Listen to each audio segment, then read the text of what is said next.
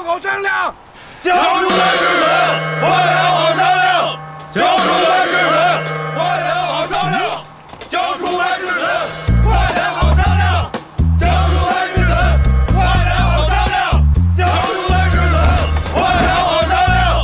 交出来是子，换良好商量。交出来是子。停！来人可是孙小姐。正是小女，没想到将军一身戎装，竟是如此英气逼人，全然不输男子。孙小姐过奖了。敢问孙小姐，为何要拿舍弟换粮？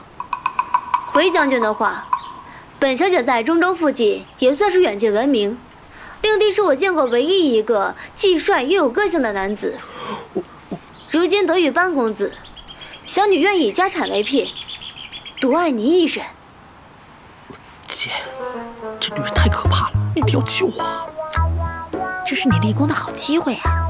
你该不会要把我卖了吧？不会不会，姐帮你好好聊聊。孙小姐，你也看到了，我就这么一个好弟弟。是。若是真要换粮的话，能给多少？班世子在我心中独一无二，我愿意用1座粮仓来换。1座粮仓？将军，咱们以后就是一家人了。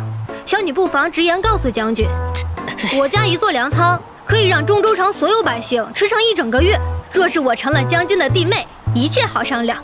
家中还有10座粮仓，多少也能帮上将军一些忙。姐，亲姐，你可千万不能把我卖了。如此条件，令人不心动都难。只是事出突然，能否让本将军快马征求父母同意？这是自然，公婆的意见自然重要。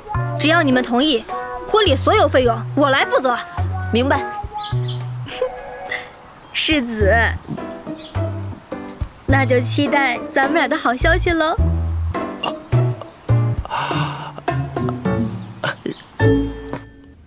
世子，你就别哭了，你这好歹也算为国捐躯了嘛。你还笑？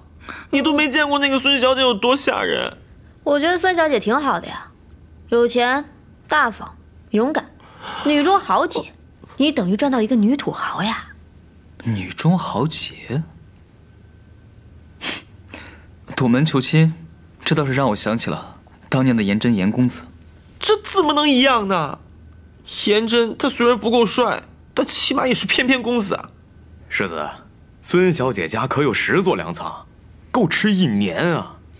哦，对呀，世子，要不你就跟他待上1年呗，吃完了再走。不行，我心里面已经有人了。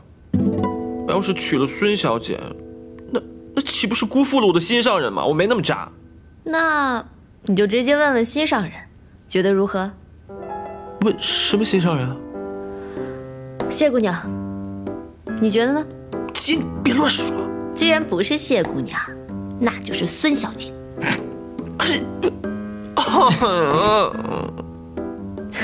好了，姐，是我骗了你，我的心上人就是谢姑娘。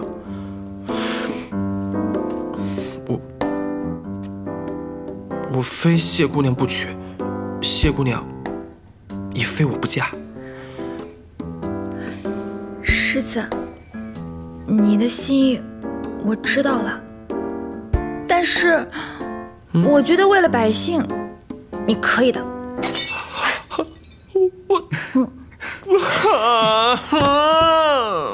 不要啊！